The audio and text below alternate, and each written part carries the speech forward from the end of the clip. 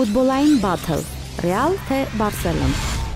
Աշխարհում չկա ավելի անհաշտ եւ անհանդուրժողական մրցակցություն, քան այս թիմերի եւ նրանց երկրպագուների միջև։ Սուպեր կլասիկո, այսպես են մարզական լրագրողներ ու ֆուտբոլային մեկնաբաններն անվանել Ռեալի եւ Բարսելոնի միջև հանդիպումները, որոնք տարվա մեջ կարող են լինել 2-ից 7 անգամ։ Հատկանշական է, որ ֆուտբոլային ֆունկցիոներները գոնե վերջին տարիներին հիմնականում գովազդատուների եւ հովանավորների խնդրանքով, գուցե շահավետ առաջարկներով աշխատում են գավաթային խաղարկությունների այնպիսի ցանցեր մշակել, որ այս թիմերը մեծ հավանականությամբ ավելի հաճախ հանդիպեն իրար։ Բնականաբար Ռեալի եւ Բարսելոնի խաղերի օրերին կյանքը Մադրիդում եւ Բարսելոնում ամբողջությամբ սվերվում է սուպեր կլասիկոյի վրա։ Վերջերս կեսկատակ նույնիսկ խոսում էին այն մասին, որ Կատալոնիայի Իսպանիայից չառանձնանալու հիմնական պատճառներից մեկն էլ աշխարհին սուպեր կլասիկոն վայելելու հաճույքներից չզրկելն է։ Բարոմետրը իր հունվարյան հարցախույսում ընդգրկել էր Ռեալ թե Բարսելոն բաթլը։ Հետաքրքիր է, որ երևանցիների շրջանում այս թիմերին համակրում են գրեթե հավասարաչափ։ Ռեալի աննշան առավելությունը կարելի է դիտարկել սոցիոլոգիական սխալի սահմաններում։ Փաստորեն մեր հարցվողներն այս հարցում չունեն ընդգծված նախապատվություններ։ Տվյալ հանգամանքը